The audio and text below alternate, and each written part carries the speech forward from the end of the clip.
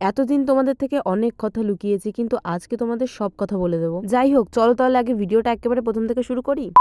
প্রথমেই আমি বেরিয়ে গেছি। আজকে কিন্তু আমি একাই যাচ্ছি। আমি যে এত কিপটে হয়েছি যে আমি হেঁটে হেঁটে যাচ্ছি। এখন যাওয়ার পথে আমার বাড়ির পাশের এক বুনুকে ধরে ওর পিছনে আবার বসে পড়ি। আমি যদি আগে থেকেই জানতাম যে ও বাজারে আসবে, তাহলে আমি এত কষ্ট করে হেঁটে হেঁটে আর আসতাম না, ওর পিছন পিছনে চলে আসতাম। কত বড় সাহস দেখো একবার, ও এক হাত দিয়ে সাইকেল চালাচ্ছে, যদি আমি পিছন থেকে পড়ে যাই একবার। যাই হোক, ভাগ্যক্রমে আমি পড়ি নাই। তারপর চলে যাই স্টেশন, আর সাথে সাথে ট্রেন থাকায় আমি উঠে পড়ি। তোমরা নিশ্চয়ই দেখে বুঝতেই পারছো এটা বনগা লোকাল। তারপর নেমে পড়ি হাবড়া স্টেশন, আবার সেখান থেকে টোটো ধরে যাই ভিটুতে।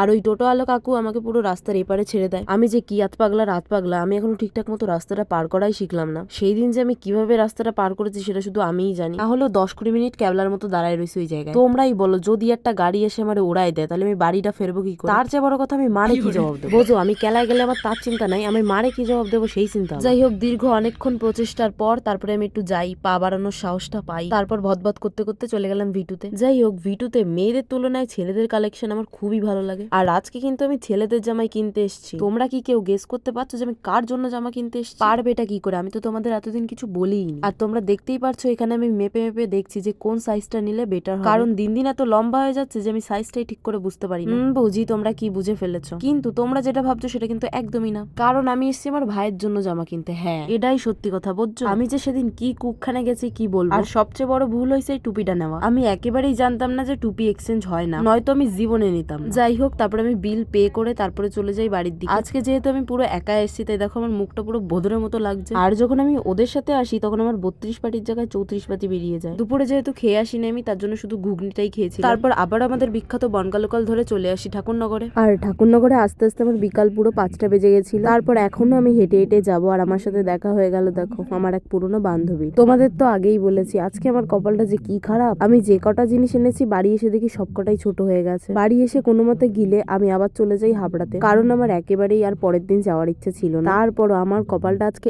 এত এত এত খারাপ, গিয়ে শুনি আজকে এক্সচেঞ্জ হবে না। এইবার তোমরাই বলো কেরম রাগটা হয়। তারপর আবার গিয়ে শুনি টুপি কান্ত একেবারে এক্সচেঞ্জ হবে না। যাই হোক, কি আর করা যাবে। তারপরে আমি এবার সোমবার দিন যাই। তারপর আমি এই দুটো নিয়ে, এবার তোমরা বলো কেমন হয়েছে। আর সেই দিন আমি পরে আর ভিডিওও করিনি। যাই হোক, আজকের মতো টাটা, দেখা হচ্ছে অন্য কোনো ব্লগে। বাই।